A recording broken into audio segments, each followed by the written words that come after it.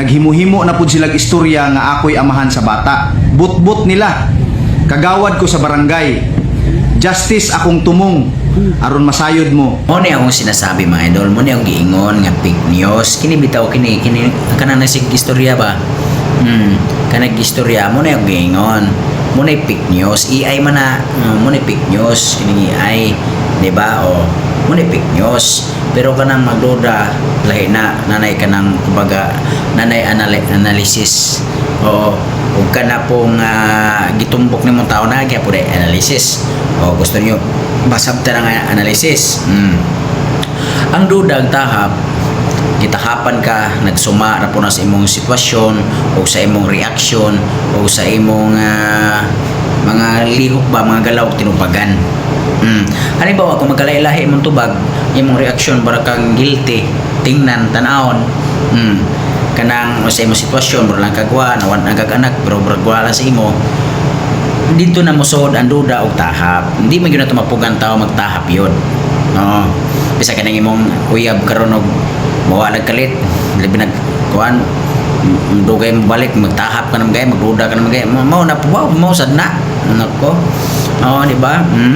Ang tahap good sa tinuod lang nagbase na sa imong reaksyon. Imong reaksyon nimo bralagwa lang ka mo ding anak, reaksyon nimo bralagwa o ka maghilak, reaksyon nimo wala ka mangiyo ka minano, reaksyon nimo bragula lang. So dito na mosod ang tahap ang duda, dili na malikayan. Oo, tahap ra na o kumbaga pananglitan imo na naibuhat mo ni kwento mo ni istorya. Malitan halimbawa kung imo na nagawa ito ang kwento. Mo ni tahap musod ta og tumbok og pasangil og tutuhong gyud imong tao kini.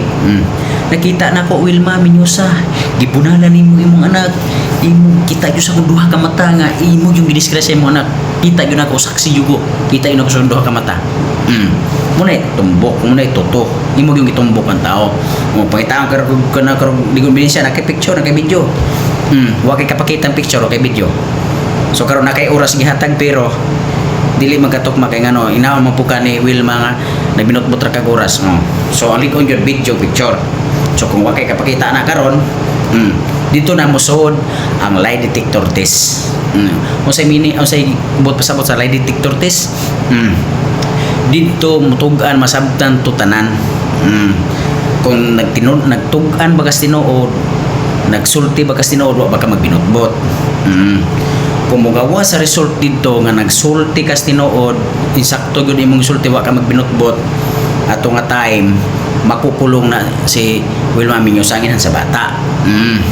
Karon mugawas gaya ang lie detector test, mugawas gaya dito nga nagbinutbot ka, naghinambog ka, nagtumutumo ra ka imong gitutong tao sa timong tumutumo, patay ka, makukulong ka, kay makukulong. Yun ang tunay nga paliwanag. Oo, mo na siya. Kunya ang fake news po, napagkat fake news katong nagsigbit ang bistigar ang mga pulis, nga tapos ikapod dito po gama po kapod sige kaghimog AI, di ba?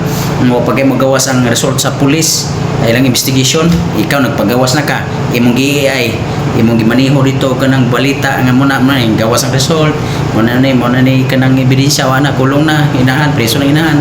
Yang pulis ito wa pagud sila makapagawas, wa pa sila gawas ng findings sa ilang investigation. Imong gihimuagi ay imong pinagis AI, mo na fake news, mo na gikuha sa mga pulis ron nga gitan-aw.